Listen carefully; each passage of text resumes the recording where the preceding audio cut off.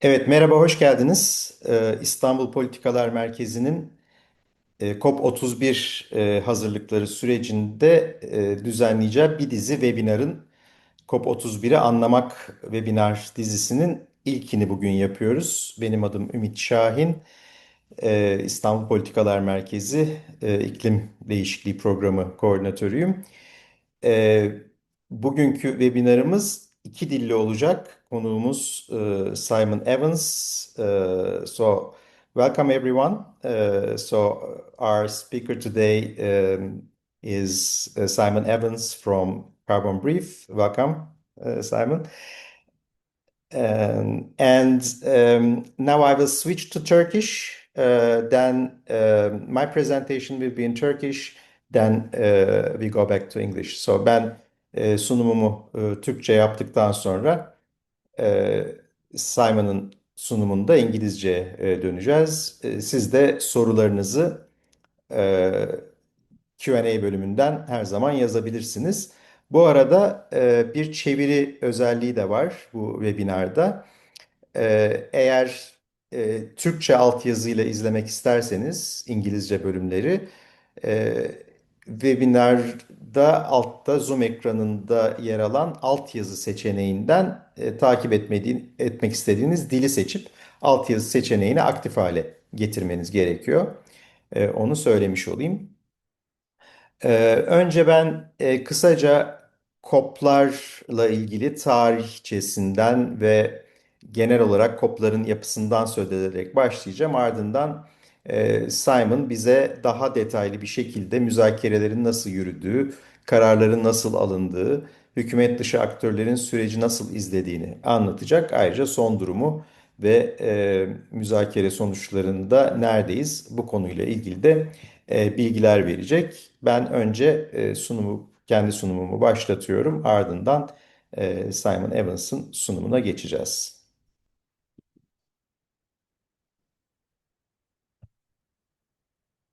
Evet,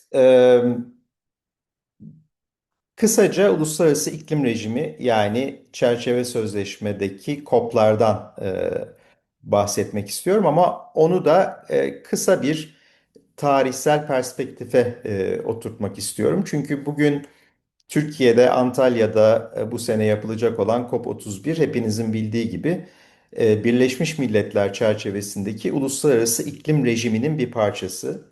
Yani Birleşmiş Milletler İklim Değişikliği Çerçeve Sözleşmesi'nin taraflar toplantısı. Bu her yıl yapılan taraflar toplantısı bu yıl Türkiye'de yapılıyor.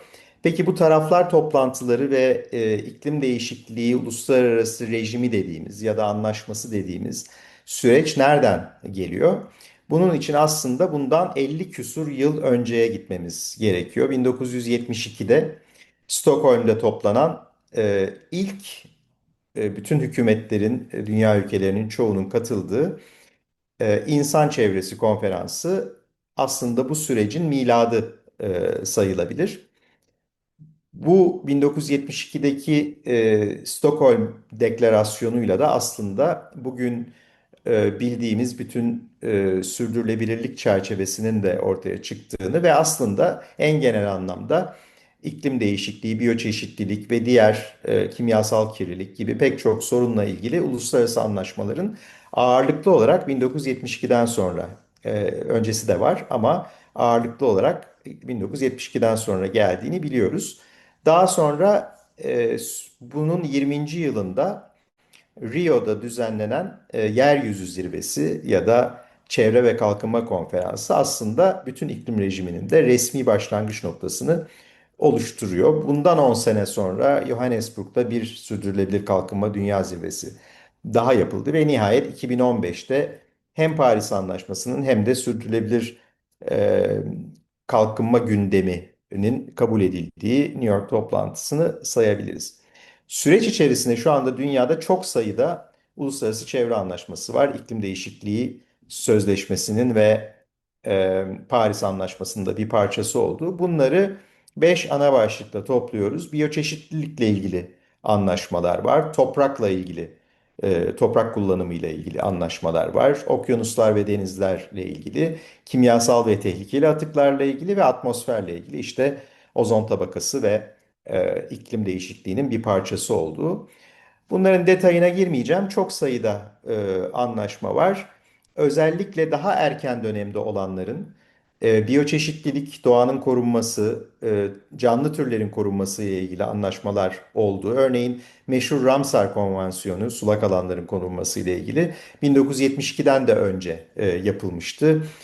Aynı şekilde türü soyu tehlikede olan türlerin korunması ile ilgili, ticaretin önlenmesi ile ilgili anlaşmalar vesaire daha erken dönem anlaşmalar. Ama özellikle 1972'den sonra küresel iklim ve ekolojik sorunlarla ilgili anlaşmalar ağırlık kazandı. Bunlardan en kritik olan biliyorsunuz Montreal Protokolü 1987'de büyük ölçüde başarılı da olduğunu gördüğümüz bir anlaşma olduğu için aslında büyük bir umut ve iyimserlik yaratmış bir anlaşma. Onun ardından gelen pek çok anlaşma var.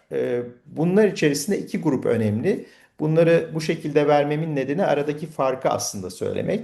Bir tanesi kimyasal kirlilikle ilgili Basel Sözleşmesi, Rotterdam Sözleşmesi ve Stockholm Sözleşmesi. Bunlar BRS sözleşmeleri diye de biliniyor ve hepsi kimyasal kirliliğin, işte tehlikeli atık ticaretinin, kalıcı organik kirleticilerin kontrolüyle ilgili anlaşmalar. Bunlar büyük ölçüde başarılı olmuş anlaşmalar olduğunu söyleyebiliriz bu anlaşmaların. Tabii ki tamamen başarılı değiller ama en azından Montreal Protokolü'ndeki gibi belli başarılar elde edilmiş çevreci anlaşmalar. Tırnak içinde bunlara çevreci anlaşmalar dememiz mümkün. Öte yandan bugün bizim konuşacağımız iklim değişikliği çerçeve sözleşmesinin de bir parçası olduğu Rio Sözleşmeleri, yani biyolojik çeşitlilik sözleşmesi, çölleşmenin önlenmesi sözleşmesi ve iklim değişikliği çerçeve sözleşmesi, bunlar çok daha geniş çapta çevre anlaşmaları olmaktan ziyade e, ekonomik anlaşmalar denebilecek ve çok daha ciddi radikal sistemik dönüşümleri gerekli kılan anlaşmalar. Dolayısıyla çevreci anlaşmalar nispeten daha başarılı olurken, çünkü Montreal'deki gibi örneğin bir kimyasal maddenin yasaklanması onun yerine konacak bir başka kimyasal madde olduğunda mümkün olabiliyor. İşte CFC yerine HCFC koyabiliyorsunuz gibi ozon tabakası açısından. Ama bu çok daha genel küresel ekolojik krizlerle ilgili anlaşmalarda e, bütün bir ekonomik sistemin normal işleyişinin bir sonucu olarak ortaya çıkıyor. Çünkü biliyorsunuz bütün bir enerji sistemi fosil yakıtlara dayalı. Fosil yakıtları terk etmediğiniz sürece iklim değişikliğinin çözümü mümkün değil. Ve bu son derece girift bir, karmaşık bir sosyoekonomik mesele. Dolayısıyla kapitalist sistem içerisinde bu sorunların diğer çevreci anlaşmalar kadar çözümünün kolay olmadığını söylemek lazım. Şimdi buradan ee, çok kısa bir şekilde iklim değişikliği rejimi nasıl ortaya çıktı ve unsurları neler? Biraz teknik birkaç şey söyleyip çok uzatmadan biraz daha COP'un nasıl yapıldığı kısmına geçeceğiz. İklim değişikliği rejiminin ortaya çıkışı 1980'ler aslında. 80'lerde bir kuruluş dönemi yaşanıyor. Rio zirvesinden de önce, 92'den de önce çok sayıda e, uluslararası toplantı var. IPCC kuruluyor 1988'de. İşte Toronto Konferansı gibi, Northwick Konferansı gibi kurucu aşamada önemli konferanslar var ve bu dönemde daha sera gazı emisyonlarının azaltılması için bir uluslararası anlaşma yapılması gereği zaten ortaya konmuş durumda. Ardından 1992'de Rio'da çerçeve sözleşme, iklim değişikliği çerçeve sözleşmesi ortaya konuyor ve ardından da 1994'te yürürlüğe giriyor ve yürürlüğe girdikten bir yıl sonra da COP'lar, yani her yıl yapılacak olan taraflar konferansları Berlin'le başlıyor. E, Ve COP30'da Brezilya'da en son geçen sene yapılan COP30'a kadar geliyor. Şimdi çerçeve sözleşmenin unsurlarına bakarsak, çerçeve sözleşme adı üzerinde iklim değişikliği ile ilgili uluslararası mücadelenin genel çerçevesini çiziyor. Herhangi bir çok spesifik bir hedef, Paris Anlaşması'ndaki gibi ya da azaltım hedefi Kyoto Protokolü'ndeki gibi yok. Ancak çok önemli bir amaç var.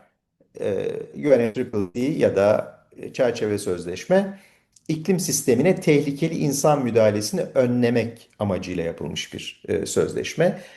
Dünyada en geniş evrensel olarak kabul edilmiş sözleşme sayılabilir. 198 ülke ve Avrupa Birliği. Tabii Amerika Birleşik Devletleri şimdi çıkış aşamasında biliyorsunuz. UNFCCC'den de çıkıyor. Dolayısıyla Amerika'yı çıkarsanız 197 ülke kalacak. E, Ve en önemli ilkelerinden bir tanesi de ortak ama farklı sorumluluklar ilkesi dediğimiz CBDR ilkesi. Bu da gelişmiş ülkelerle gelişmekte olan ülkeler arasındaki sorumluluk ve eylem farkını tanımlayan bir şey. Bu hala önemli. Paris Anlaşması'ndan sonra biraz daha bütün ülkelerin sorumluluk altında girdiği bir rejim kuruldu ama bu CBDR ilkesi hala özellikle gelişmekte olan ülkeler tarafından sürekli hatırlatılıyor. Şimdi UNFCCC'de iki tane ek var bildiğiniz gibi. Ek 1'de işte 40 ülke o dönemin Batı ülkeleri ve Doğu bloku ülkelerini içeriyor. Türkiye'nin de dahil olduğu ve bu tam olarak öyle yazmasa da gelişmiş ülkeler listesi olarak kabul ediliyor bu 40 ülke. Bunun dışında Doğu blokunun ve Türkiye'nin olmadığı bir ek 2 var. Bu da daha zengin ülkeler tırnak içinde zengin ülkeler grubu ek 2. Ek 2'nin özelliği gelişmekte olan ülkelere finansman desteği sağlaması gereken ülkeler bunlar. Bu 300 milyar dolar meselesi bu ülkeler için geçerli. Ek bir ülkeleri ise öncelikli olarak emisyonlarını azaltması gereken ülkeler. Dolayısıyla Türkiye öncelikli olarak emisyonlarını azaltması gereken bir ülke ama gelişmekte olan ülkelere e, finansman yardımı yapmak zorunda olan bir ülke değil. Yapmaması gerekiyor anlamına gelmiyor. Yapabilir ama yapmak zorunda olan bir ülke değil çerçeve sözleşmeye göre. Kyoto Protokolü 1997'de COP3'te kabul edildi ve Kyoto Protokolü net olarak hangi ülkenin ne kadar, ek bir ülkelerinin ne kadar azaltım yapacağını söyleyen bir anlaşmaydı. Özellikle Kyoto Protokolü'nde 7 tane, 6'ydı sonradan bir tane daha eklendi. 7 tane sera gazı, karbondioksit, metan ve nitroz oksit en önemlileri olmak üzere bir de F gazları. Bunların ülkeler tarafından azaltılması gerektiği yazar. Dolayısıyla biz bütün bu iklim rejiminde bu 7 gazı azaltmaya çalışıyoruz aslında. 7 gazın emisyonunu azaltmaya çalışıyoruz. Ve hangi sektörler olduğu yazar? Enerji, sanayi, tarım, atık sektörü ve işte bunların iç dağılımını düşünebilirsiniz.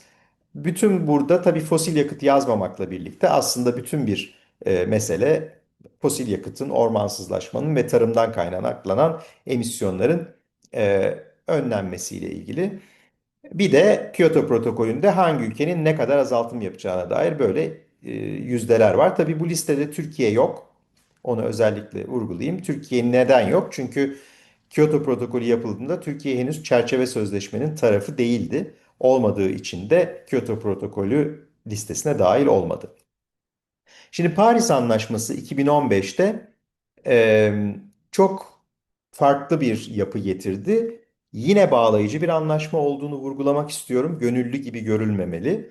Bağlayıcı bir anlaşma ama e, bunda ülkeler kendi emisyon azaltımlarını kendileri belirliyorlar. Böyle bir daha aşağıdan yukarıya bir yapısı var. Ve yine önceki süreçten farklı olarak net bir sıcaklık artışını durdurma hedefine sahip. Diyor ki ülkeler sıcaklık artışını 2 derecenin çok altında hatta 1,5 derecede durdurmak üzere hareket eder. Şimdi bu 2 derece well below 2 degrees 2 derecenin çok altında ama aslında 1,5 derece. Çünkü neden aslında 1,5 derece diyorum? Çünkü Glasgow'da 2021'de aslında bu hedefin 1,5 derece olduğunu bütün ülkeler teyit ettiler. Şu anda hedef 2 derece değil, 1,5 derece.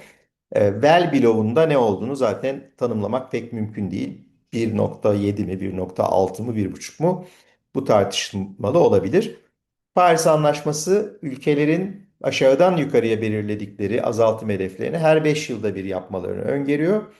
Yenilemelerini ve iyileştirmelerini öngörüyor. Bir öncekinden daha iyi bir azaltım hedefi vermek zorundasınız. Ve gelişmekte olan ülkelere, gelişmiş ülkelerin 100 milyar dolar yılda finansman desteği yapmasını öngörüyor. Bu rakam biliyorsunuz COP29'da Bakü'de 300 milyar dolara çıkarıldı. Şu anda Paris Anlaşması'na Amerika Birleşik Devletleri çekildi. İran, Libya ve Yemen onaylamadı. Onun dışındaki bütün ülkeler, demek ki 194 ülke şu anda, artı Avrupa Birliği tarafı Paris Anlaşması'nın. Paris Anlaşması'nın en önemli özelliklerinden bir tanesi de insan hakları zemininde bir anlaşma olması. Bu çok önemli. Paris Anlaşması'nın giriş bölümünde, ön söz bölümünde insan hakları çerçevesi net bir şekilde yazılır ve aslında bütün gelişmelerin bu insan hakları zemininde olması gerekir.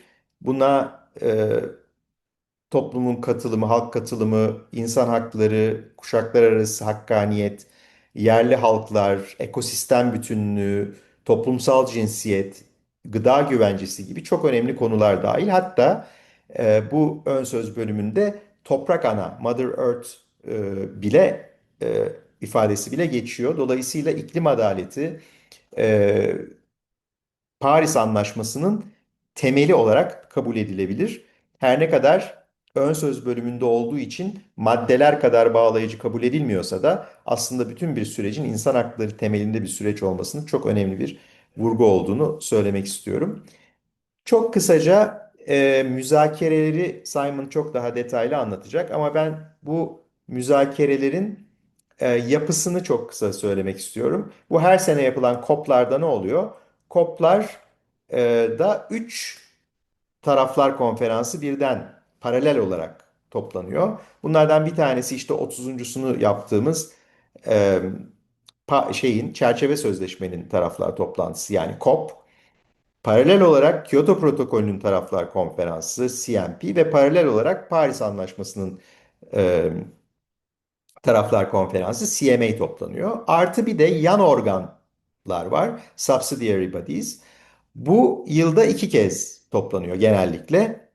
Bu biraz daha düzensiz olabilir ama yılda 2 kez. Biri COP sırasında, diğeri de Haziran ayında Bonn'da olmak üzere 2 kez toplanıyor. Burada da uygulama yan organı ve bilimsel ve teknolojik tavsiyeler yan organı olarak 2 organ var. Müzakerelerin nasıl yapıldığına çok girmeyeceğim ama konsensüs esası var. Sürekli bir taslak metinler dolaşıyor vesaire. İşte e, toplantı odaları dışında bu huddle denen sürekli informal, ikili, beşli, onlu, çok çeşitli müzakereler sürüyor sürekli. Ve ne müzakere ediliyor?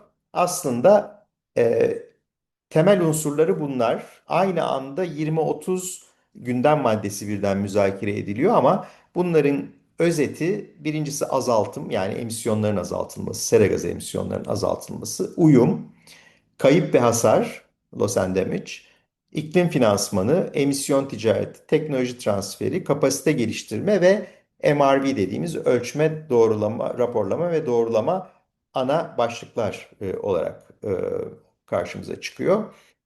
Ee, Bir de Action Agenda ya da eylem gündemi dediğimiz bir bölüm var. Bu 10 yıldır yaklaşık Paris'ten sonra gündeme gelmiş bir şey. Paris'ten bir yıl önce aslında ilk başladı ama Paris'ten sonra e, bu da önemli bir parçası haline geldi. Biraz sonra konuşacağız. Zaten Türkiye'nin şu anda Avustralya ile olan bir tür ortak başkanlığı sırasında Türkiye'nin tek başına götürmeyi ya da en azından başkanlığını götürmeyi öncelikli olarak aldığı kısım eylem gündemi. Bu daha çok hükümetler dışı aktörlerin de içinde olduğu, sivil toplumun, yatırımcıların, diğer devlet dışı aktörlerin de gönüllü iklim eylemlerini duyurdukları, koordine ettikleri ve sergiledikleri konsensüs gerektirmeyen doğrudan resmi olarak müzakere edilmeyen ve bağlayıcı olmayan kısmı ama giderek uygulama açısından daha önemli hale gelen bir kısmı olduğunu söyleyebiliriz. E, Burada daha çok pozitif gündem yaratma gibi bir motivasyon olduğunu söyleyebiliriz. Bu da çeşitli etkinliklerle COP boyunca görünür oluyor. Ülke grupları var. Müzakereleri 198 ülke, 197 ülke yapmıyor tek tek tabii ki. Çeşitli ülke grupları var. İşte bir kısmı bölgesel gruplar, bir kısmı gelişmişlik düzeyine göre e, gibi çok sayıda grup var. Afrika grubu, Arap grubu, işte aynı düşünen ülkeler grubu, LMDC, ada ülkeleri grubu, AOSIS, Avrupa Birliği vesaire pek çok grup var. Grupların her yıl sözcüleri müzakerelerde söz alarak ve ortak pozisyonlar belirleyerek müzakereleri sürdürüyorlar. Burada Türkiye'nin çoğunuzun bildiği gibi burada da bir istisnai yeri var. Türkiye hiçbir ülke grubuna dahil değil. Bugüne kadar müzakerelerde hiçbir ülke grubuna dahil olmaması tabii ki büyük bir eksiklik olarak görülüyordu. Bu sene COP başkanı olduğu için belki bu bir avantaj da olabilir. Ama ilginç bir durum olduğunu söylemek lazım. Hükümet dışı aktörlerin katılımında 9 tane constituency denen ya da Türkçe'de bizim Habitat 1996 Habitat zirvesinden kalma bir deyimle koza olarak adlandırdığımız 9 grup var. İşte iş dünyası örgütlerinin, sivil toplum örgütleri, çevre STK'ları, yerel yönetim grupları, üniversitelerin olduğu Ringo vesaire gibi 9 tane. Bunların her biri de kendi içinde toplanarak bu kozaların şeyleri de e, temsilcileri de müzakereleri izleyebiliyor. Söz almıyorlar ama izleyebiliyorlar ve biraz sonra Simon daha detaylı bahsedecektir. Etkili oluyorlar. Çok kısa bir gidişattan bahsedeyim. Ben 30 kopu 3 tarihsel olarak tarihsel döneme ayırıyorum. Önce 1995 ilk COP'la 2004 arasındaki 10 yılda iklim rejiminin kurulduğu, Kyoto protokolünün kabul edildiği ama bir türlü yürürlüğe giremediği bir istikrarsızlık dönemi var. Ardından 2005'te Kyoto protokolü yürürlüğe giriyor ve 2014'e kadar Kyoto sonrasının müzakereleri yürüyor. Burada da epey bir işte Amerika'nın süreçten çıkması vesaire, ardından Obama sonrası tekrar dahil olması oldukça yine istikrarsızlığın devam ettiği bir dönem. Ve 2015'te nihayet Paris Anlaşması yapılıyor ve 2015 ile 2025 arasındaki 10 yılda da arada bir 2020'de pandemi arası var biliyorsunuz. O yüzden 10 toplantıda da Paris sonrası kurallar kitabı Glasgow'da 2021'de ortaya konuyor ve uygulama aşamasına geçiliyor. Şimdi aslında bu takvime göre COP31 yeni bir dönüm noktası olması lazım. Umarım önemli bir, iyi bir dönüm noktası olur. Bunların ayrıntılarına girmeyeceğim ama pek çok COP'ta da çok önemli kararlar, anlaşmalar, sadece Paris Anlaşması ve Kyoto Protokolü değil, aralarda çok yol açıcı, önemli anlaşmalar olabiliyor ki nihayet en önemlisi belki en son ve önemli olan 2023'te Dubai'deki COP28'de alınan fosil yakıtlardan uzaklaşma kararıydı örneğin. Bunun gibi çok önemli kararlar alınabiliyor. Bundan sonrası 2026'da Antalya'da, bu sene Antalya'da COP31 var. Seneye Afrika COP'u var. Biliyorsunuz 5 yılda bir bölgeler arasında dolaşıyor. Afrika COP'u Etiyopya'da olacak. Asya Pasifik COP'u 2028'de Yeni Delhi'de olacak ki ikinci değerlendirme dönemi bu. 2029 COP'u Doğu Avrupa'ya gelecek ve 2030 COP'u da Latin Amerika'da. Bu şekilde 5 yılda bir 5 dünyanın Birleşmiş Milletler bölgesi arasında dolaşıyor.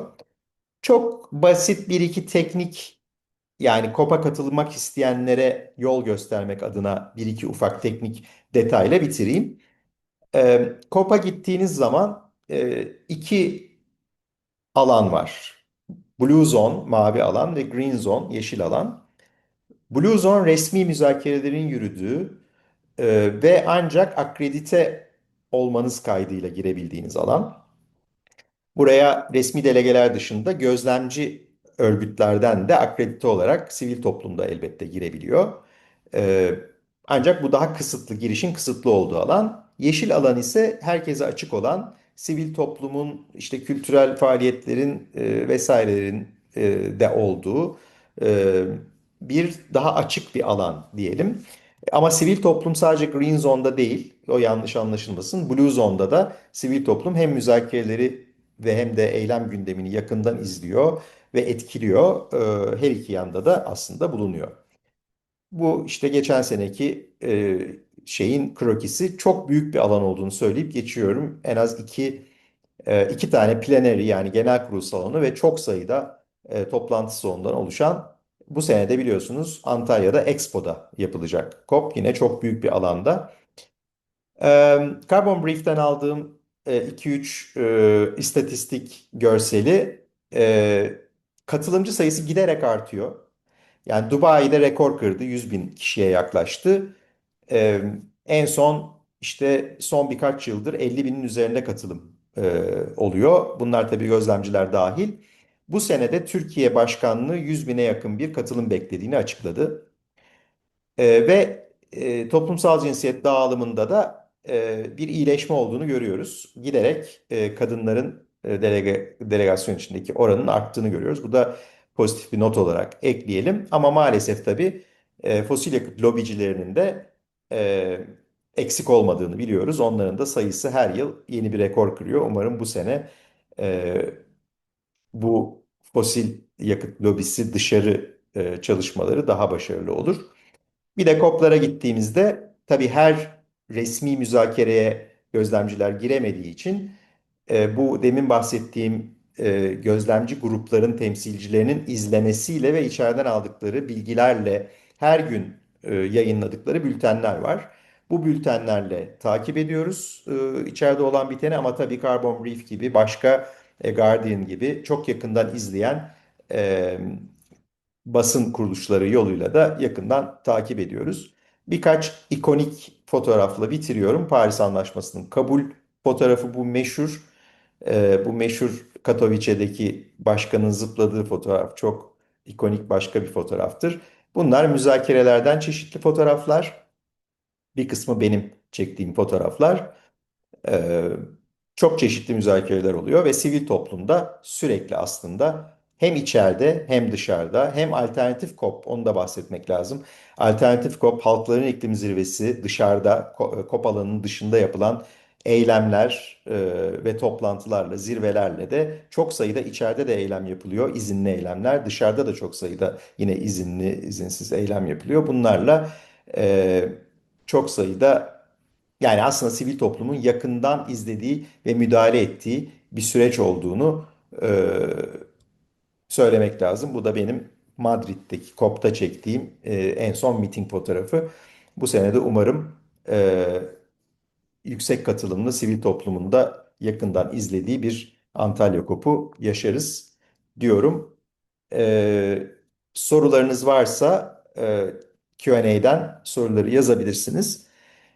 Şimdi ben de İngilizceye dönüyorum ve Simon'ın sunumuna geçmek üzere. So thanks again, Simon, for your contribution. So you are following COPs very closely for many years, and we also follow your coverage at Carbon Brief during COPs and also after the COPs. All these key outcome coverage, etc. It's very important for us. So now we'd like to know a little bit in detail how COP negotiations work, how decisions are made, and what is on the ground, basically, and how the NGOs, non-governmental participants, observers can be a part of it. So we'd like to see your presentation. Then I will have many questions to you, and also I hope participants will have to. Please. Thank you. Let me just share my Yes. screen. Hopefully you can see that now. Yes. Yes. Great. Okay, so yeah, thanks very much for inviting me today. And well, very, very impressed with your presentation, Ümit. Very detailed. What I wanted to do was just to run through three areas, kind of a bit of an overview about how the COP works, some of the kind of the mechanics of how the negotiations function. I wanted to illustrate that really through some of the major outcomes that we've had in the past 5 years since COP26 in Glasgow in 2021. And then at the end, I'm just going to wrap up with some advice on how to keep track of the COP. You've already mentioned some of the resources that I would recommend, but I'll cover that as well. And just in case people don't know Carbon Brief, we're a grant-funded journalists basically, and we cover climate change in depth.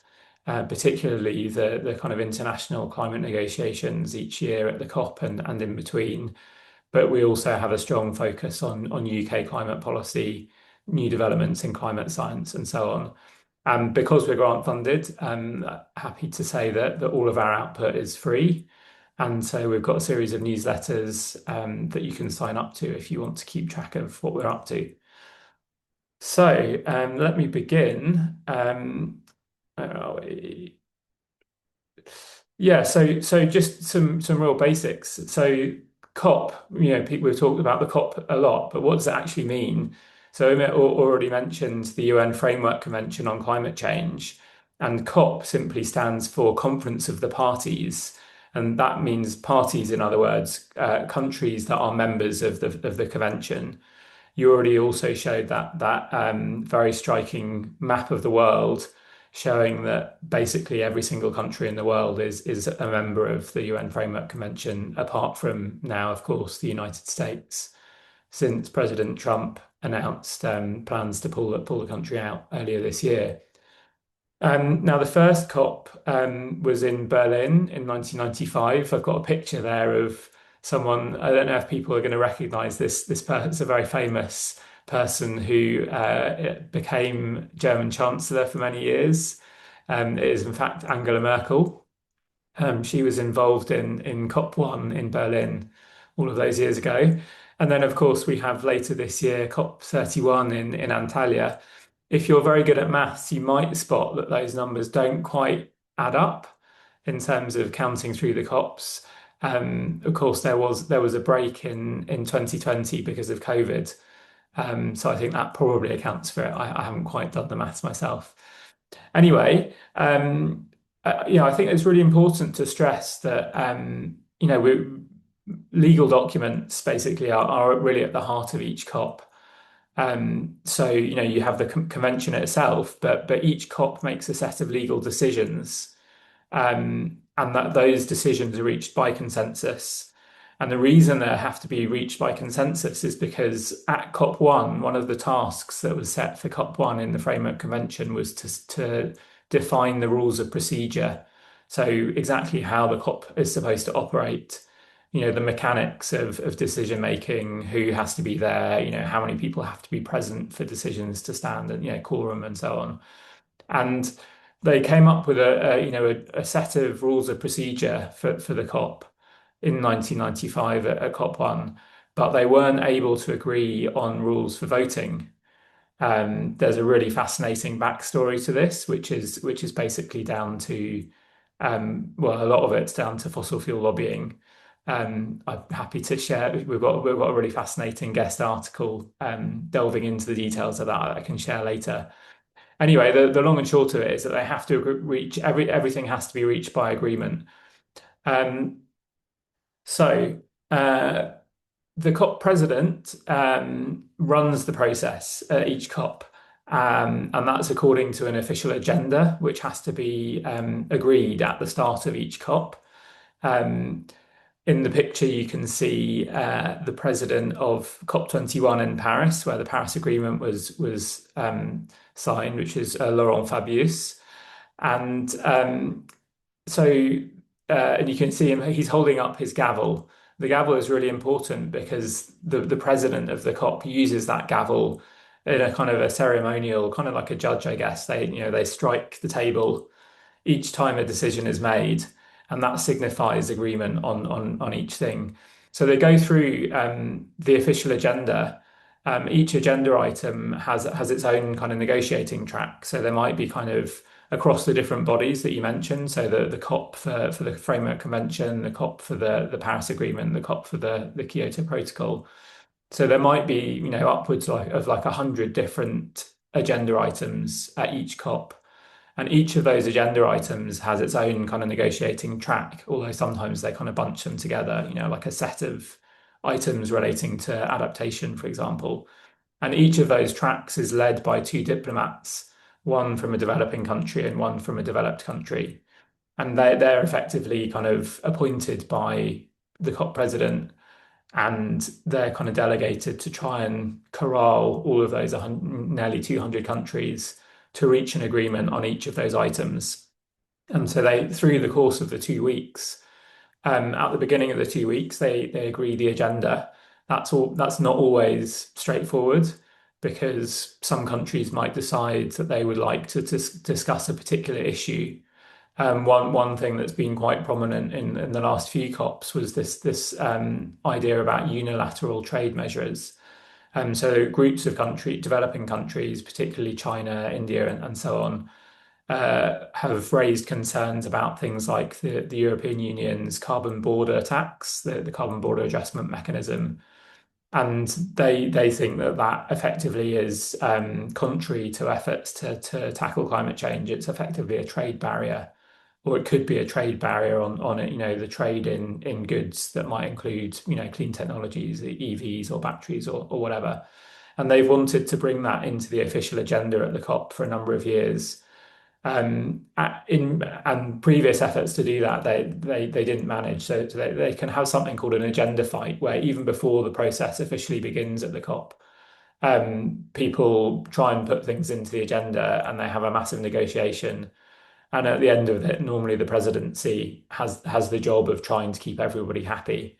So in Brazil at COP30, we saw that the Brazilian presidency agreed to put a bunch of these more controversial issues into so-called kind of presidency negotiations. That meant they're not officially on the agenda, but the presidency sort of committed to talking to people about them alongside the formal agenda items. And unilateral trade measures was one of those things, and ultimately has now become part of the formal agenda for COPs into the future. So that's all quite abstract. And what I wanted to do was to try and bring things a little bit more into kind of the practicalities. So, I mean, where is all of this information? Now, technically, you can find everything, all of these things, all of these legal documents, draft negotiating texts, the agenda for each COP. Everything is on the UNFCCC website. They also have things like press conferences being live streamed and so on. Unfortunately, the UNFCCC website is terrible. It's very, very hard to navigate. You can see in the image here, it's quite confusing, particularly if you're unfamiliar with the process. So you can see here they've got these different session documents. So COP30, CMP20, CMA7. I mean, it's all kind of meaningless. But just to explain, COP30, that's the COP for the UN Framework Convention, so the overarching COP. CMP relates to the Kyoto Protocol, CMA relates to the Paris Agreement, and these other strange ones, SBSTA and SBI, those are the kind of technical subsidiary bodies of the Framework Convention, and they meet twice a year. So they're the ones that meet also in Bonn in every June. And they also meet at the COP alongside everything else. And if you manage to find these documents, so let's say on the right there, you can see an extract from the agenda in Brazil at COP30. Unfortunately, your problems aren't over, because then you have to work out what exactly these things mean. So some of them, might be quite obvious matters relating to adaptation. That's quite straightforward. But then you have other things like, I don't know, these ones are all fairly straightforward, but reporting from and review of parties included in Annex 1 to the Convention. I mean, that's not necessarily very obvious what that's about. but it's actually quite an important thing. It's to do with, transparency, the countries reporting on their emissions and their progress towards meeting their climate goals. Um, so let's try and make it even more practical. You already showed a picture of, a graphic about the blue zone and the green zone. But what I'm showing here, this is a satellite view of the COP venue in Brazil last year in Belém. And you can see it's really big. Typically, these are kind of temporary structures. So the kind of the white buildings, they're all kind of temporary marquees. And I don't know what it's like on the ground in Antalya, but I imagine there may well be something a little bit similar to this. And the green zone obviously is more like a trade fair where universities, businesses, NGOs, and so on are kind of showing off their work on climate change. I have a sort of an admission, I guess, that I've been going to the COP since COP21 in Paris in 2015, and I've actually never managed to make it to the green zone. Um, because I'm always so busy running around the blue zone. And the blue zone is where those legal texts and those negotiations take place. Um, and so, as I said, that's kind of really the meaty heart of each COP. So let's zoom in a little bit further. This is what the blue zone looked like in Brazil last year. And you can see there's lots of different buildings. You don't need to worry about the details. The main thing to focus on is the bits that I've highlighted in red. And the fact what I'm trying to show you by highlighting those is that they're actually quite a small part of the blue zone. And those pieces highlighted in red is actually where the negotiations take place. So on the right-hand side, that big block of red, that's like a series of meeting rooms, and they're always very anonymous, meeting room 23. And that's where, negotiators from each of the different countries will be meeting and trying to hash out disagreements over each individual agenda item that I talked about. And then on the left-hand side, we've got some bigger rooms, and those include the plenary halls. And if you ever see like the photo I showed you of the COP president with a gavel, that's always in the plenaries. Now the catch, which oh, thank you very much. Sorry, I'm getting a coffee top up. Um, yeah, so um, the catch, I think, Ümit, you already mentioned this, but most people actually aren't allowed to watch the negotiations. This is something that I'll come back to. And obviously, if you're trying to keep track of what's going on, that does make things quite challenging. So I've got some advice on how you can kind of manage to get around that. So now I wanted to sort of move on and really try and illustrate exactly what negotiations look like, with some actual examples. So first of all, I'm going to look at an example from COP26 in Glasgow. And I'm just going to highlight one very specific element of the negotiations. And you can see what we've got here is a series of different texts. So I said, they come up with a legal decision, and that's some text on paper, and they have to agree what the text says. And you can see each of these different versions of the text is dated. So through the course of a 2-week COP, there will be, 3, 4, 5, even 6 different versions of each agenda item where they come up with a text, and then they work out that different people have a red line and say they no, I can't possibly agree to it if it has this wording, and someone else says, well, I'll only agree to it if it says these things. And over the course of the 2 weeks, they bang heads together, and eventually they come to an agreement. So I wanted to highlight a few things about this text. So first of all, at the very beginning, at the very top, you can see I've highlighted the words calls upon. Now, UN legal text is quite sort of esoteric, it's quite sort of technical, and there's a very specific kind of vocabulary that they have to use. And so you should always look at the beginning of each paragraph of the legal text. What verbs are they using? So calls upon is actually an instruction. It says we're asking someone to do something. And in this case, they're calling upon parties being the countries that are members of the Framework Convention. And as well as the fact that this is an instruction, there's an important distinction, I guess there's an important range of how strongly this word it can be worded. So calls upon is relatively weak. You can go right through to something like, instructs or requests. I, it's quite fun to sort of watch sometimes when they change the wording. Anyway, so calls upon is like it's an invitation to parties to do something. Um, and then you can see I've highlighted again that this was the debate that people might remember from Glasgow, which was about phasing out coal and potentially other fossil fuels. And then what I don't worry too much about the details of the text, but what you can see is a couple of things. First of all, that the text keeps getting longer and longer, and this is a common theme. Basically, because I mentioned different countries will say, well, we want it to say this and we want it to say that. And eventually you get to a place where, in order to accommodate everybody's views, you add various different kind of caveats and riders, and you might say something like recognizing the need for support towards a just transition, and things that kind of soften the overall sense of what it says. And you can see that in the final text, right at the very end of COP26 in Glasgow, they changed it from phasing out coal or phasing out unabated coal power, as it had become in the penultimate version. And it suddenly, at the last moment, was changed to a phase down of unabated coal. So that's sort of that's one example of how negotiations can proceed. I want to then turn to another example. This is from COP27 in Egypt, which was obviously the following year in 2022.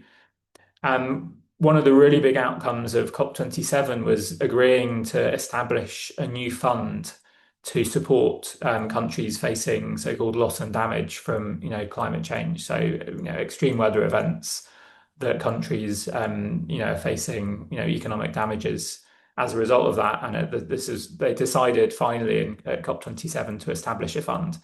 And what I've shown here is just one of the draft texts. I've circled again this all-important verb at the beginning of the paragraph. It says decides. And decides is a very, it's sort of obvious, but you can just read it as plain English.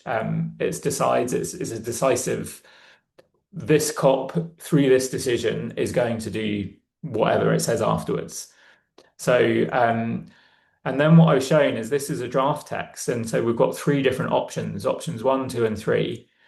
And effectively, each of these different options will be the position of one party or group of parties. You showed that lovely overlapping, very complicated overlapping kind of Venn diagram of all of the different negotiating groups at the COP. And so it's likely that each of these options will reflect the views of one or other groups of negotiating, one or other negotiating blocks. Anyway, I won't sort of follow that through to the end, but you can see that this is the kind of real meat of how they negotiate. So they set out some options in a draft text, and then eventually over the course of the 2 weeks, they come to a version of words that they can all agree to sign off at the very end of the COP. I should say it isn't always the case that they reach agreement. Sometimes on one or another agenda item, they might find that actually they can't reach an agreement. And in that case, again, the presidency at the end, the president sits there with their gavel, and they have to read out and they have to say, well, on agenda item 7, on whatever it might be, parties were unable to reach consensus. And in that case, it then goes through to the next COP the following year, and they pick up the negotiations once again. Then I just wanted here's another example. This is from COP28 in the United Arab Emirates in Dubai. And this, again, it's a series of draft texts. And this was the one which has become quite famous afterwards, which was around the outcome of the global stocktake. So every 5 years after the Paris Agreement, there's a kind of a taking stock of progress. How are we doing? How are we getting on towards our ultimate targets? What more do we need to do in order to make progress? And so the sort of most famous outcome of the stocktake was this text around transitioning away from fossil fuels. And you can see that in the final version on the right-hand side of the screen. But what I wanted to highlight, again, you can see going through the different options, the different iterations, so the 5th December, 8th December, and so on, you can see different options within the text. I've highlighted one down at the bottom of the second iteration on the 8th of December. Option 4, no text. That's a really important one because effectively what that means is that certain groups of countries didn't want to say anything at all about this particular issue. So lots of countries were saying, we want to talk about fossil fuels. We want to have a conclusion out of this COP28 that talks about moving away from fossil fuels, because after all, those are the biggest contributors to climate change. And we're not going to solve climate change if we don't address fossil fuels. So we might as well name the elephant in the room. We might as well say that we need to transition away from fossil fuels. But there were groups of countries that said, actually, no, we don't want to say anything on this issue. So that's what option 4, no text, means. So that means at the end of the summit, they would have had an agreement and it would have said lots of things about all sorts of other topics, but didn't say anything about fossil fuels. Now, ultimately, of course, they did agree to say something about fossil fuels, but you can see, looking at through these different versions, early on there was idea of phasing out fossil fuels or phasing out unabated fossil fuels and so on. And then ultimately they had this phrase that someone came up with, transitioning away. This is another very common feature of the COP, that in order to kind of bridge between apparently,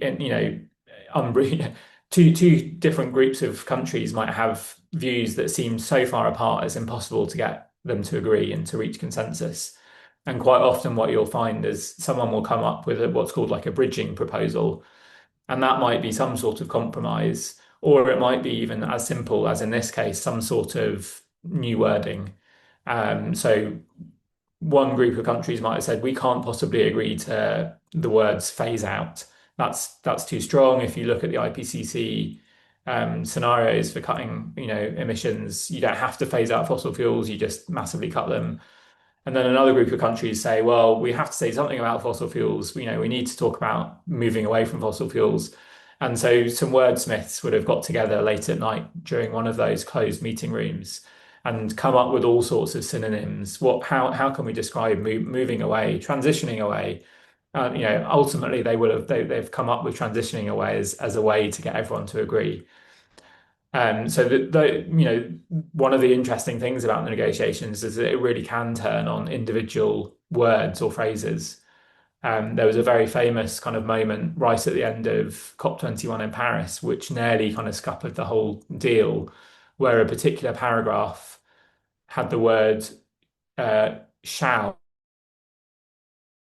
These developed countries shall do this thing, which basically means they have to. It's a legally binding requirement.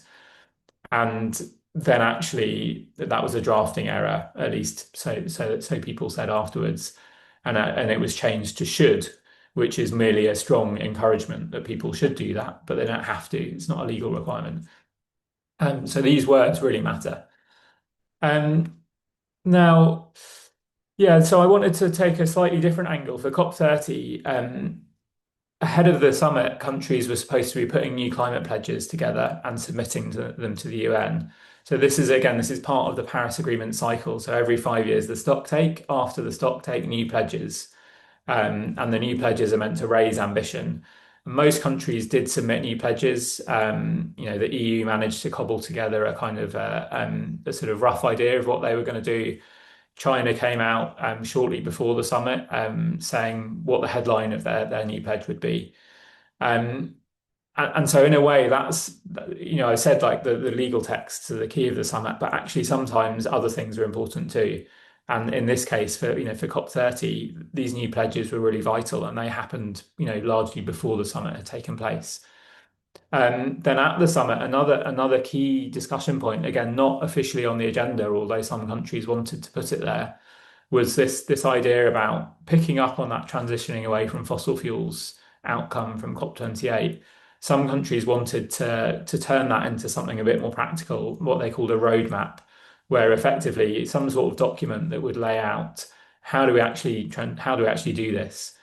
But a large group of countries were opposed to that, and another large group were in favour. So now we have this slightly strange situation where because they couldn't reach consensus on this, the Brazilian presidency said, we're going to develop a roadmap outside the formal UN FCCC process.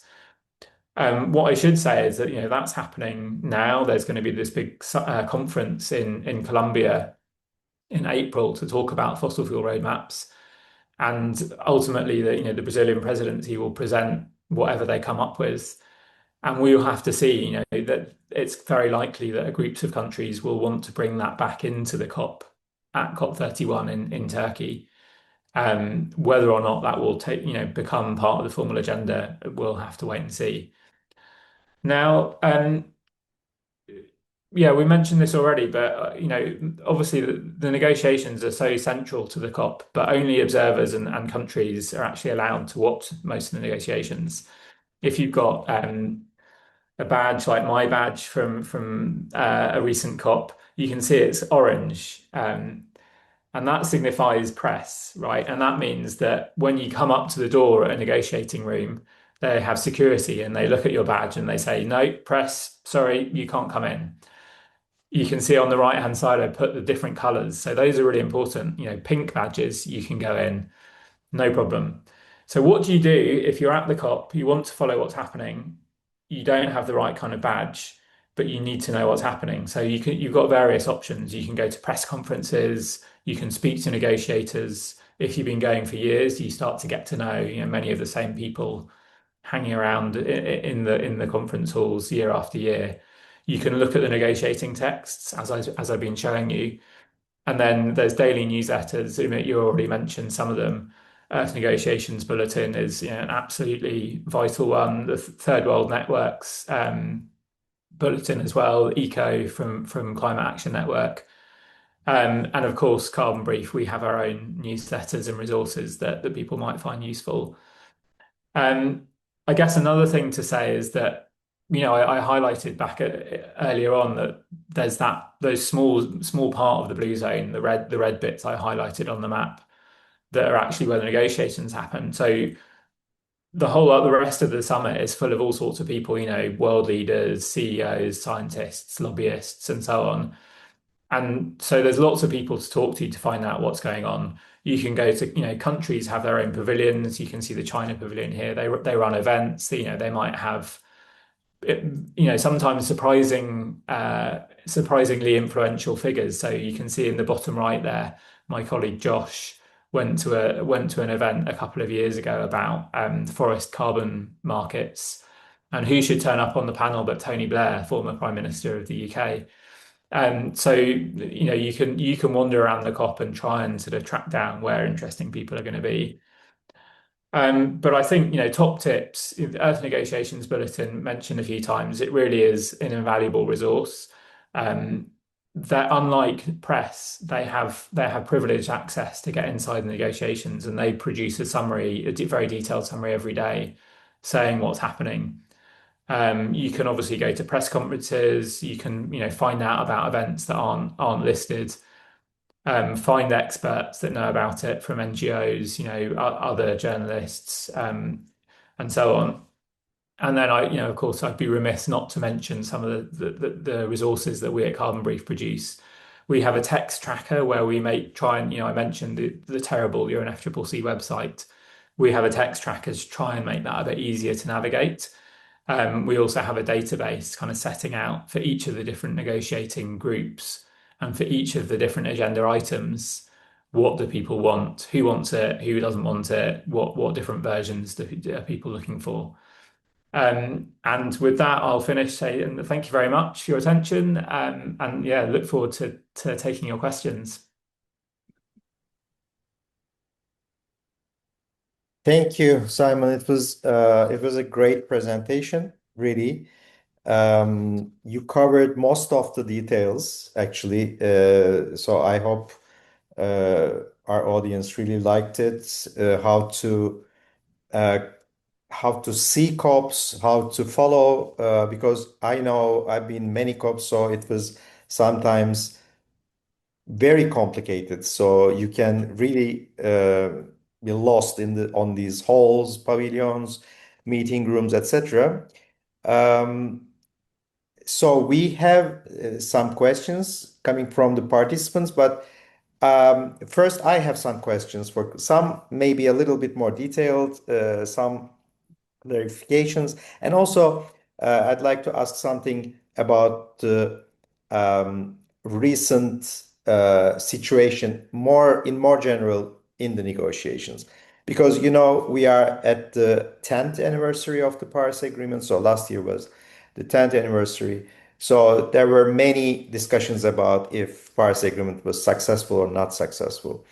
So what is your take on this? So in your view, is Paris Agreement a success or not? And uh, where has it delivered most, and where has it fallen short? Yeah, so I mean, there was obviously a huge amount of debate last year. We were already in last year, and we still are in now this kind of new era, if you like, of geopolitical uncertainty, instability.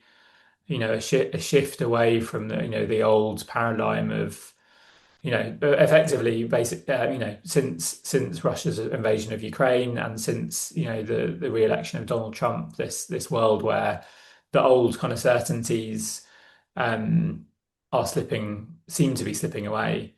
And one aspect of that new reality is this sense that multilateralism, the coming together of countries from around the world to talk about things and find ways forward was itself under threat. And of course, the US already last year had announced that it would pull out again from the Paris Agreement. And then we've seen at the start of this year the US announcing that it would pull out of the Framework Convention as well. Um, and so I think there was a real question mark ahead of COP30 in Brazil about what's the point of the COP, looking back, to 10 years to the Paris Agreement. Is that whole kind of multilateral process under threat? Can it produce results? And so I think, a couple of things. First of all, I think there wasn't, people were concerned about a domino effect, the US pulling out of the Paris Agreement. Would that kind of ripple and, disrupt the COP? And I think there was a very clear sense at the COP that actually basically everyone else was really keen to keep that show on the road, to keep that multilateral process in play, to show that it can still be relevant, it can still reach agreements in some areas, even if consensus isn't always possible on things like fossil fuel roadmaps. And that was very strong message, particularly from China, but from many other countries and groups of countries, that they wanted to keep the COP successful and relevant. I mean, and of course, it's also important to say we haven't seen other countries pulling out of the process. It's just the US at the moment. We may yet see that change, but there doesn't seem to be a sign of that so far. And then in terms of the Paris Agreement, looking back 10 years, I mean, there's basically two, kind of glass half full, glass half empty. I don't know if you have this expression in Turkish, but optimistic or pessimistic ways of looking at the situation. So the pessimistic view is, well, global emissions reached a new record high in 2025. So, if we're going to stop climate change from getting worse, we have to reach net zero emissions. That's just physics. If emissions keep going up, if it's a new record high, then we're not going in the right direction effectively. So on that count, you could say, well, we've had 30 COPs and emissions are still rising. So what gives? And I know that that's quite a popular view. It's wheeled out every COP, actually. I'm sure we'll see similar arguments made ahead of COP31 this year. I think the slight, much more accurate view is to think about where we would have been without the Paris Agreement. And 10 years ago, ahead of COP21, the kind of expectation was that we were heading for 3 or 4 degrees of warming by the end of this century. Now, obviously, the Paris Agreement has an aspiration to limit warming to 1.5 degrees, and it's pretty clear that that's unlikely to happen, or at least is unlikely to happen without a period of overshoot of going past that limit. But at the same time, the projections now suggest we're on track for more like 2.5 degrees. Obviously, 2.5 degrees is still a lot. It's probably still pretty catastrophic in terms of impacts, but 2.5 degrees is a lot better than 4. So in that sense, the Paris Agreement has certainly contributed to making progress. Okay, so let's move to a little bit to COP31. You already mentioned a little bit about COP31, about the expectations, but I'd like to ask two things about that. First is what makes a COP successful? Because we all, as I said before, we all follow your coverage also after the COP outcomes. So, how do you evaluate this? How do you see that if a COP is successful in Brazil, for example, or this year in Antalya? How do we see or how do we understand that if it's a successful COP or not? What is your criteria?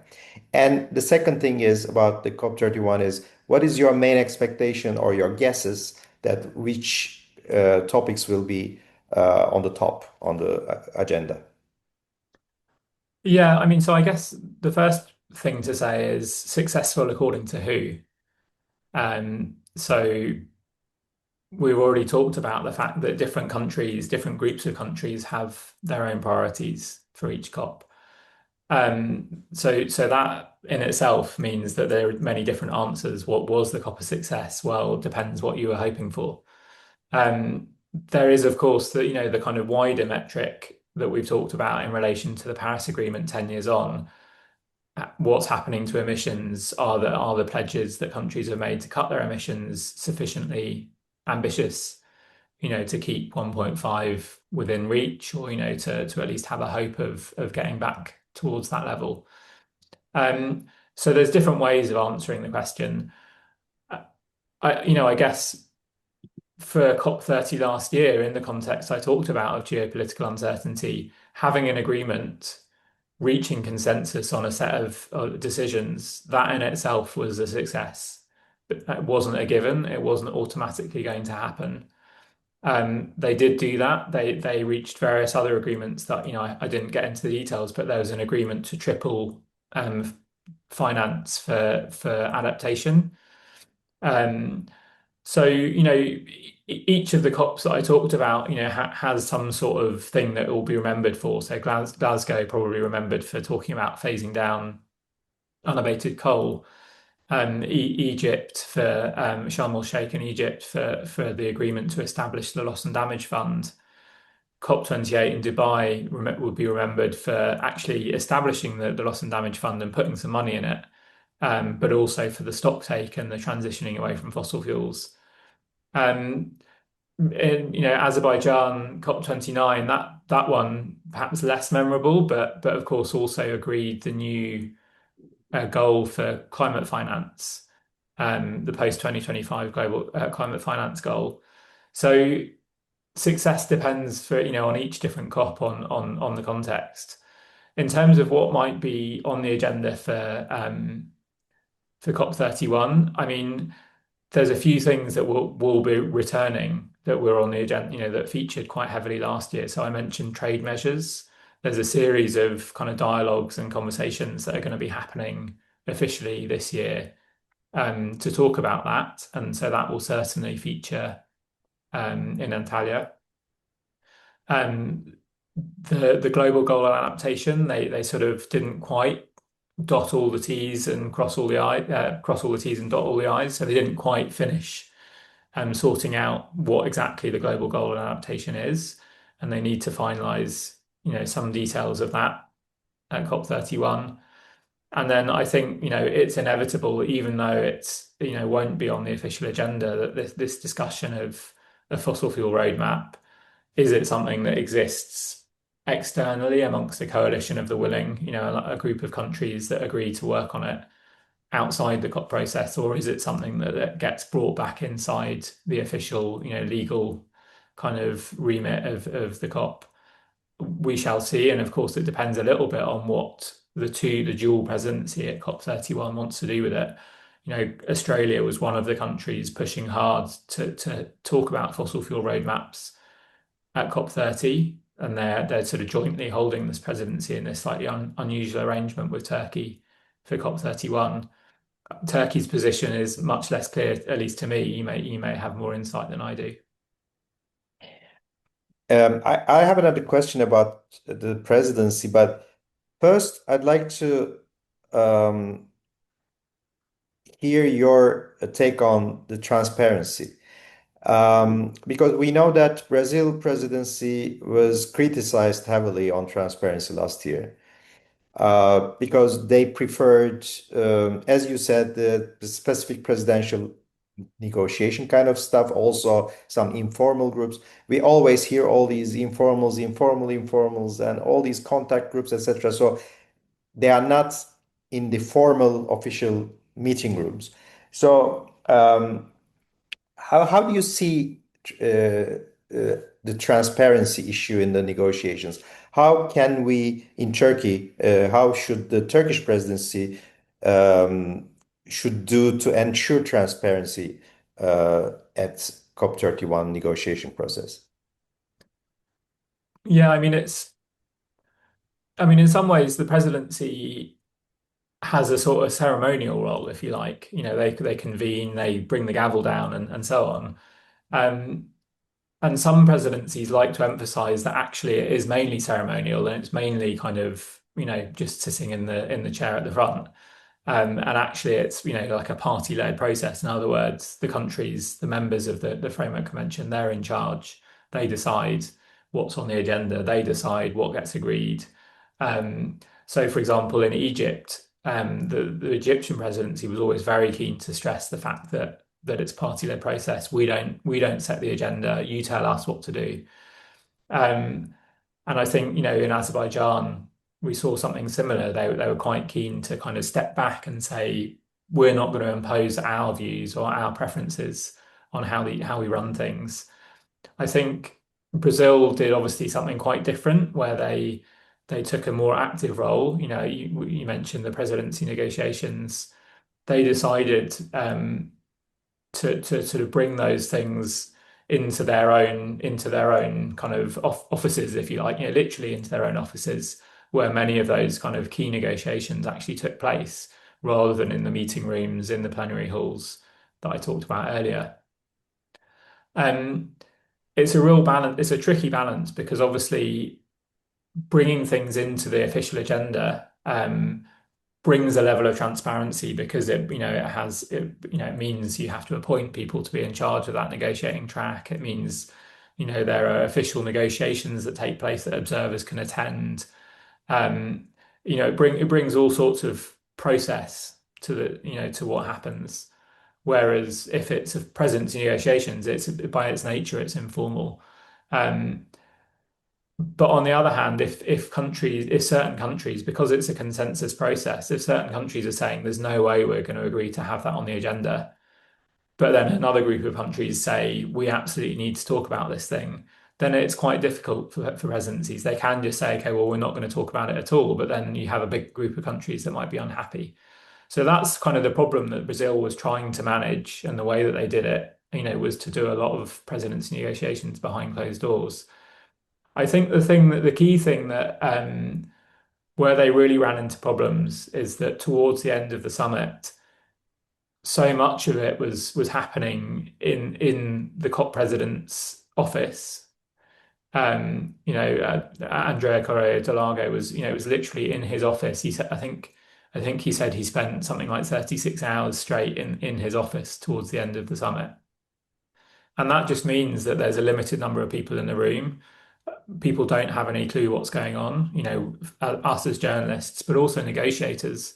The debate about the fossil fuel roadmap was quite illustrative, where the Brazilian presidency said, well, there's this group of like 100 countries that are opposed to us having a fossil fuel roadmap as part of the COP outcome, but they never revealed who those countries were.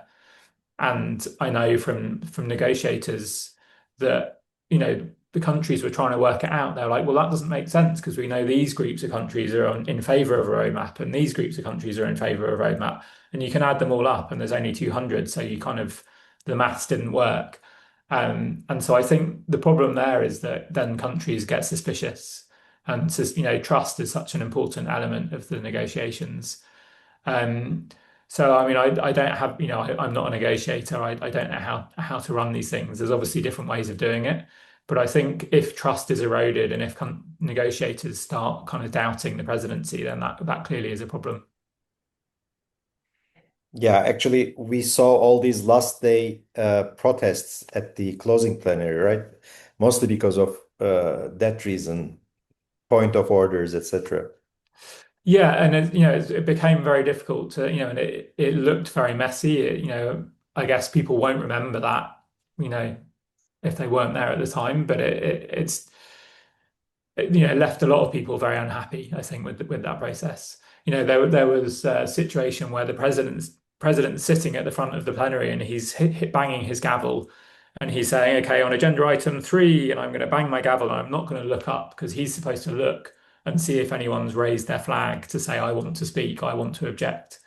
And he knew that there were people that objected, and yet he gavelled it through. And, consensus doesn't mean everyone agrees 100%, but it's supposed to mean that there isn't significant disagreement.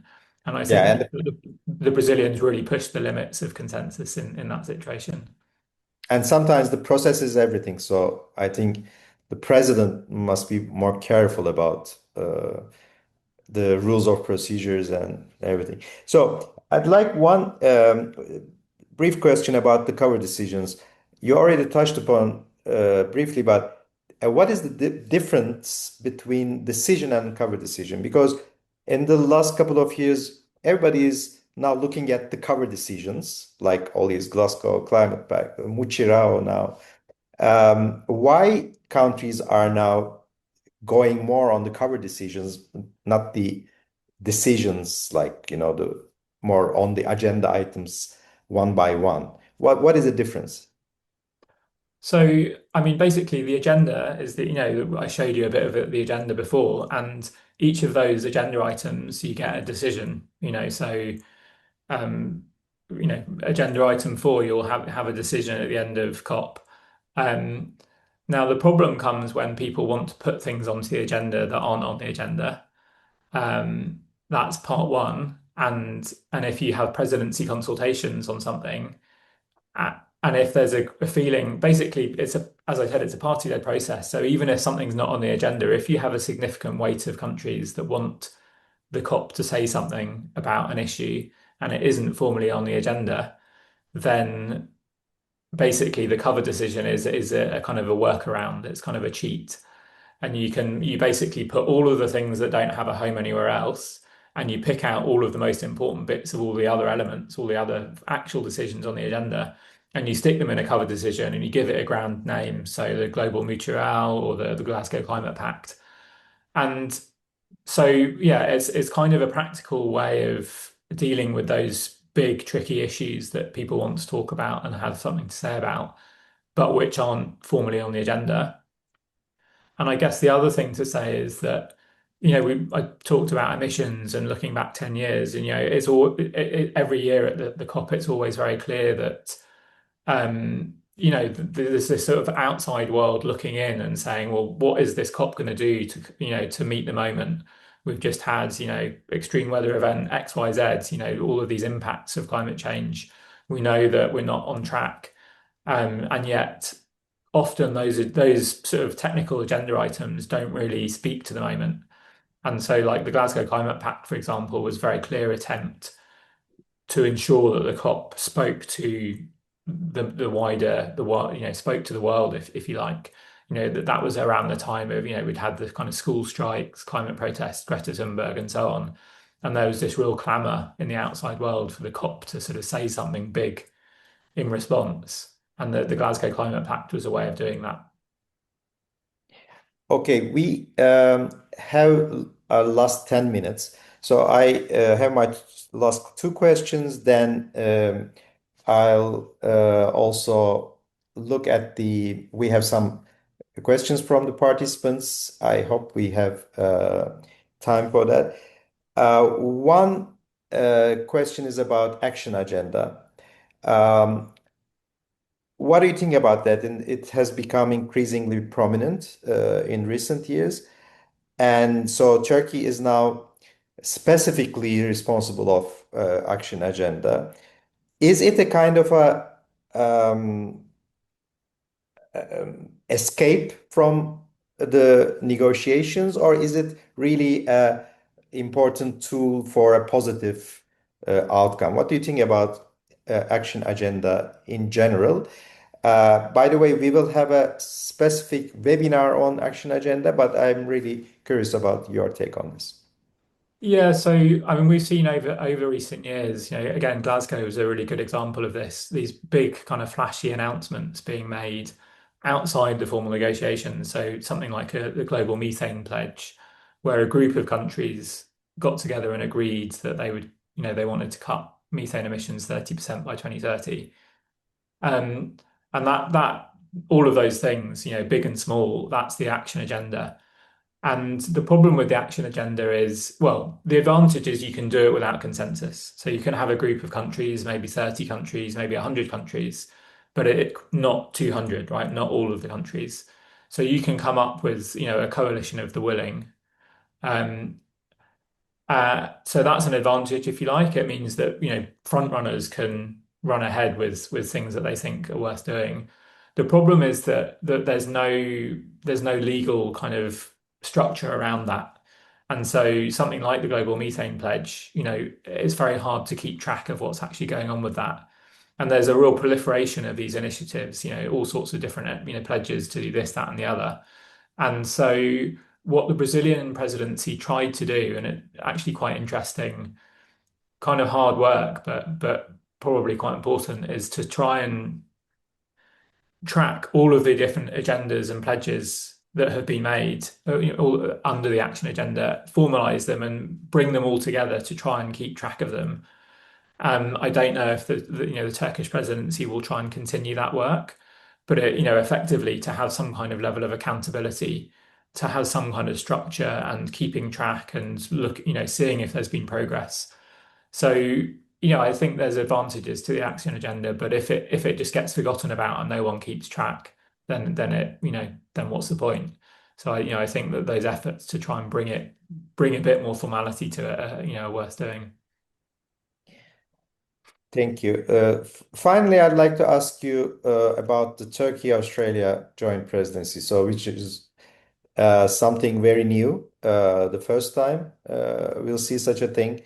So, how might this arrangement work, do you think, in practice, and what challenges could arise? So, Turkish co-president will have the gavel, as you already pointed out. It's important, but Australia will preside over the negotiations. So, it's a very interesting arrangement. What do you think about that? Well, the first thing to say is that why that came about is because, again, everything's by consensus. So there's the rotating regional groupings, and this is Western Europe and other, which is the sort of strange grouping that includes Australia, obviously. And both Australia and Turkey wanted to host the COP, and neither of them were willing to back down. And so yeah, because it's consensus, you can't just have everyone voting and saying, well, we want Turkey or we want Australia. They had to actually reach agreement. Otherwise, Turkey could have vetoed it or Australia could have vetoed it, going to the other one. So that's why we've got this arrangement. I mean, I will say the main thing about it is that it's pretty unclear exactly how it's going to work. And we talked about transparency already. If there's concerns about transparency, if there's concerns about who's really setting the agenda, who's really in charge of that process, who ultimately makes the decision, I think the Australians think they're in charge, and I think technically Turkey is in charge. So that already could cause problems. Um, I think another area that could be difficult is, something like the fossil fuel roadmap I mentioned already. If Turkey isn't keen on bringing that into the formal COP process, but Australia is, who decides? Who's it up to in the end? If there's conflict between the two presidents, Australia and Turkey, then as well, when they're at the same time trying to corral agreement between 200 countries, that could be quite problematic. On the other hand, to take a more optimistic kind of view, I guess you could say that, Turkey and Australia are two very different countries. They have two very different sets of kind of allies and kindred spirits, if you like. And so perhaps they will be able to bridge divides in a way that other presidencies haven't been able to. So, I mean, it remains to be seen. I think COP experts that I spoke to at the time of this outcome were pretty unsure about how it was going to work and a bit skeptical that it would be successful. But of course, it remains to be seen that, the proof is in the pudding, as we say here. We'll find out when it happens. Uh, Thank you, Simon. So we have few questions. There's a lot of questions about how to participate to the Blue Zone, by the way. But maybe I can answer this question briefly. That if you are part of an NGO or a university which is officially registered to the UNFCCC, then you can join because all these observer organizations have some quota, so some they can offer even some days, so it's possible. But other than this, there's a new in the last couple of years, there's a new thing which is called the party overflow. Then some of the academics or people from NGO can apply directly to presidency, the ministry, and for this specific party overflow badge. It's also possible, but I don't know how the Turkish presidency will approach this year, so we will see. There is one if you want to add anything about that, Simon. No? Okay. One question is about the US. One participant says, how much impact can US non-federal actors, states, local governments, civil society groups have if they are still in to offset the negative impact of US pulling out? Yeah, so of course they're not parties to the Paris Agreement or the Framework Convention. So they can take part in the COP in the same way that other observer organizations can take part. So, whether that's academics or NGOs or whoever, they can be there at the COP. They can have, they can hold events, they can have a pavilion, they can tell everyone about what they're doing. They can remind the world that the US goes beyond the federal government and that there are lots of actors still doing things on climate change. But they of course can't take part in the negotiations themselves. The US is formally out of the Framework Convention, so they can't participate in the negotiations either.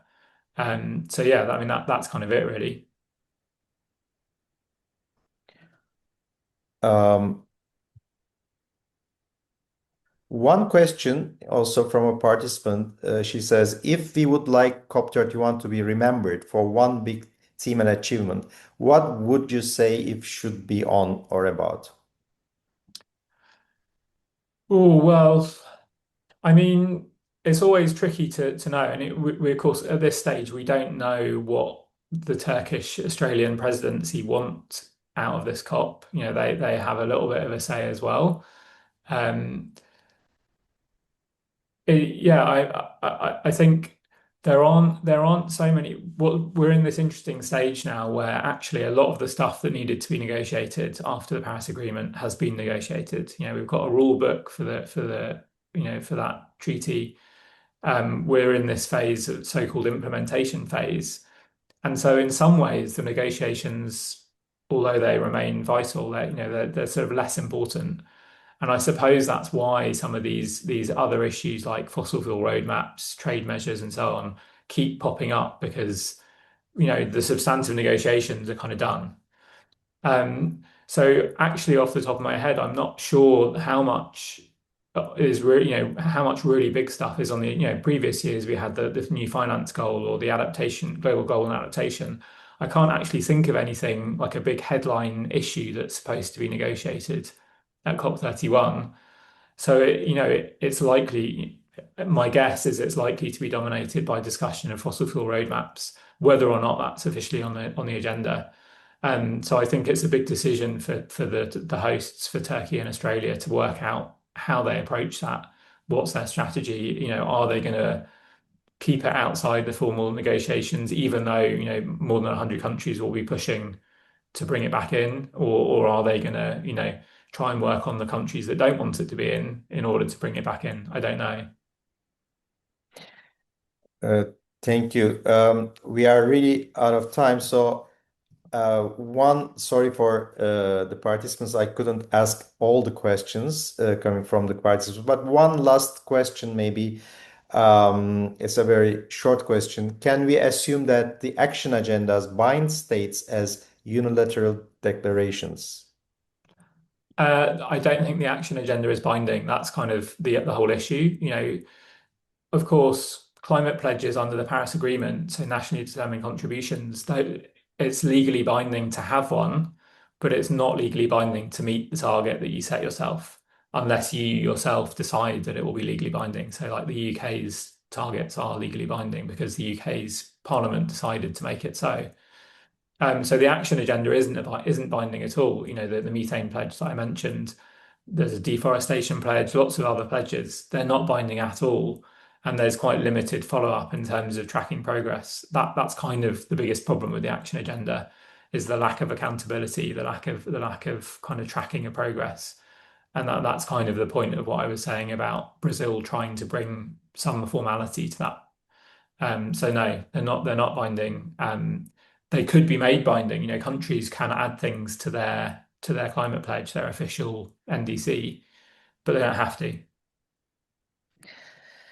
Yes, thank you very much. So, Simon, it was very good contribution to the discussion, starting now in Turkey, actually, about COP31 in Antalya. We are going to be following all your coverage before and during COP31, and thanks a lot for this opportunity. Yeah, thanks very much for the invitation, and yeah, look forward to staying in touch as the year progresses. Thank you. Katılımcılara da çok teşekkür ediyorum. Bundan sonraki webinarımız eylem gündemi Action Agenda ile ilgili olacak. Yakın bir zamanda da onu da duyuracağız. Herkese çok teşekkürler. Bir sonraki webinarda görüşmek üzere. Hoşça kalın. See you next time. Thank you.